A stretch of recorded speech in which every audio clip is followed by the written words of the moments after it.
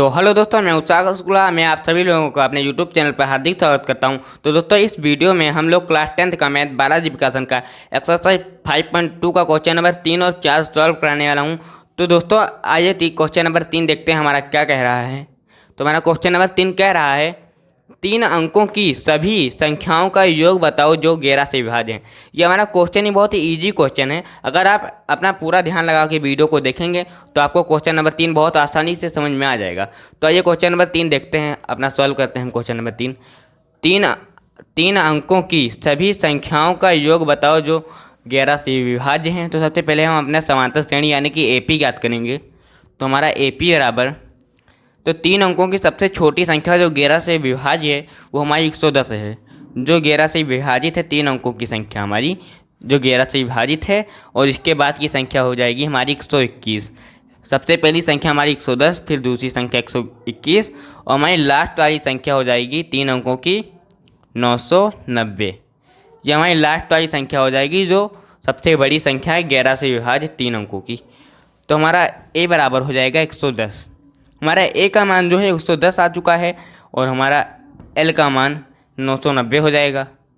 हमारा एल का मान 990। अब हम डी का मान ज्ञात कर लेंगे 121 माइनस 110। तो हमारा डी का मान जो है वो 11 आ जाएगा। हमारा डी का मान 11 आ चुका है। तो ये एल बराबर a plus n minus 1 into d. इस फार्मूले पर हम ये सारे मान हम रख देंगे और अपना एन का मान ज्ञात कर लेंगे। और हमारा एन जो है वो इन सभी पदों की संख्या है। समांतर श्रेणी में जितने पद हैं हमारे उन सभी पदों की संख्या है। तो हम आइए एल का मान रख देते हैं। एल का मान हमारा 990, ए का मान हमारा 110, एन हमें ज्ञात करना है, डी का मान हमारा 11 हो जाएगा।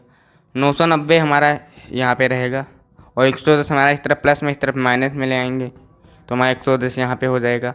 तो एन माइनस 1 इंटू 11 है। 990 में से हम 110 घटाएंगे तो हमारा 880 आ जाएगा।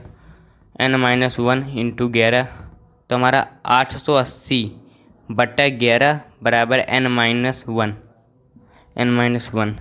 तो हमारा यहाँ पे 880 को 11 से भाग कर देंगे तो हमारा जो है 80 आ जाएगा। 80 बराबर एन माइनस 1। तो हमारा एन का मान जो है वो 80 प्लस 1 आ जाएगा। एन का मान हमारा 81 आ जाएगा। हमारा एन का मान 81 आ चुका है, मतलब कि समांतर श्रेणी के पदों की संख्या हमारी 81 आ चुकी है। और फिर हम अब इन सभी पदों का योग ज्ञात करेंगे, मतलब कि एस एन बराबर हमारा हो जाएगा।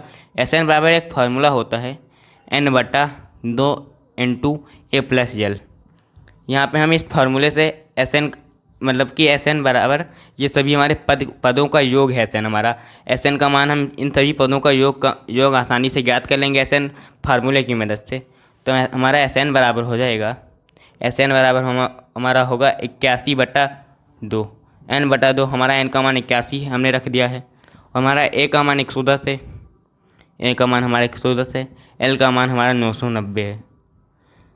तो हमारा एस एन बराबर हो जाएगा 81 बटा 2 गुणे हमारा हो जाएगा यहाँ पे 1100 हो जाएगा हमारा। यहाँ पे हम 110 और 990 को जोड़ेंगे तो हमारा 1100 आ जाएगा। यहाँ पे 1100 को 2 से भाग कर देंगे तो हमारा जो है यहाँ पे आ जाएगा 550। तो एस एन बराबर हमारा 81 गुणे 550। यहाँ पे हम 550 की गुणा 81 से कर देंगे तो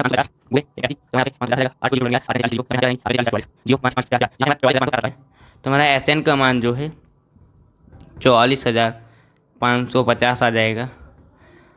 हमारा जो 3 अंकों की सभी संख्याओं का योग ज्ञात करो जो 11 से विभाज्य हैं। हमारे 3 अंकों की सभी संख्याओं का योग 4,550 हो जाएगा जो हमारी 11 से विभाजित हैं। तो हमारा जो क्वेश्चन नंबर 3 है बहुत आसानी से सॉल्व हो चुका है। तो दोस्तों मैं आशा करता हूँ कि आप सभी लोगों को ये क्वेश्चन नंबर 3 समझ में आया होगा। तो आइए बढ़ते हैं क्वेश्चन नंबर 4 की तरफ।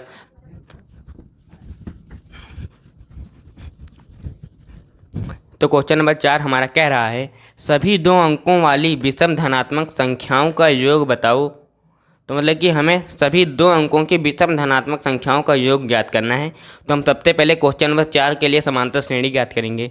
तो हमारा ए पी बराबर हो जाएगा 2 अंकों की विषम धनात्मक संख्याएं। तो सबसे पहली 2 अंकों की हमारी विषम धनात्मक संख्या होगी हमारी 11 हो जाएगा, और फिर उसके बाद हमारा 13 हो जाएगा, फिर उसके बाद हमारा हो जाएगा 15, और सबसे लास्ट वाली विषम धनात्मक संख्या होगी हमारी 99 हो जाएगी। 99 यहाँ प्लस होगा, हमारी 99 हो जाएगी सबसे लास्ट वाली विषम धनात्मक संख्या, जो 2 अंकों की संख्या होनी चाहिए। तो हमारा सबसे पहले ए का मान हमारा जो है वो 11 आ जाएगा, और डी का मान हमारा 11 माइनस 13, 13 माइनस 11, 13 में से हम 11 को घटा देंगे, हमारा डी का मान आ जाएगा, जो आ जाएगा हमारा डी का मान 2। और लास्ट वाला पद जो 99 हमारा एल बराबर 99 हो जाएगा। हम एल बराबर a plus n minus 1 into d, इस फार्मूले से हम n का मान ज्ञात करेंगे तो हमें पता चल जाएगा कि हमारी समांतर श्रेणी में कुल कितने पद हैं। तो जब हम पता कर लेंगे हमारी समांतर श्रेणी में कुल कितने पद हैं, उसके बाद हमारी समांतर श्रेणी का योग आसानी से ज्ञात हो जाएगा।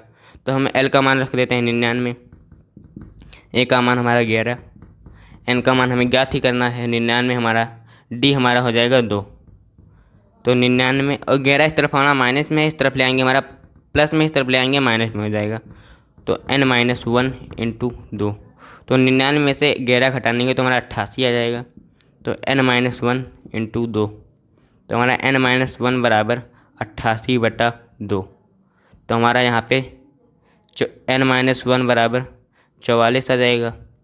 हमारा 1 इस तरफ माइनस में, उस तरफ जाएगा प्लस में हो जाएगा। तो n बराबर 44 + 1, तो हमारा जो n का मान है n बराबर हमारा 45 आ जाएगा। हमारा n का मान 45 आ चुका है। तो आइए समांतर श्रेणी के सारे पदों का योग हम ज्ञात कर लेते हैं। तो हमारा Sn बराबर हो जाएगा n/2 into a plus l। तो हमारा Sn बराबर n का मान हम रख देंगे यहाँ पे 45, 45/2। a का मान हमारा कितना है, a का मान हमारा 11 है, 11 प्लस l का मान हमारा कितना है 99, 99। तो Sn बराबर 45/2 गुणे यहाँ पे हमारा 110 आ जाएगा। यहाँ पे भाग कर देंगे तो हमारा जो है वो 55 आ जाएगा। तो Sn बराबर 45 गुणे 55। तो 55 और 45 के हम गुणा कर लेंगे तो हमारा 55 गुणे 45, 25, 27, 524, 524, 5 7 4 2, यहाँ पे हमारा 2475 आ चुका है। हमारा Sn का मान 2475 आ चुका है।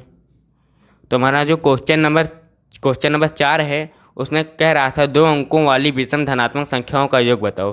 तो दो अंकों की विषम धनात्मक संख्याओं का योग हमारा 2475 हो जाएगा। तो हमारा क्वेश्चन नंबर 3 और 4 बहुत आसानी से सॉल्व हो चुका है। तो मैं आशा करता हूँ कि आप सभी लोगों को ये क्वेश्चन समझ में आया होगा। तो दोस्तों मिलते हैं अगली वीडियो में, तब तक के लिए धन्यवाद, टाटा बाय बाय।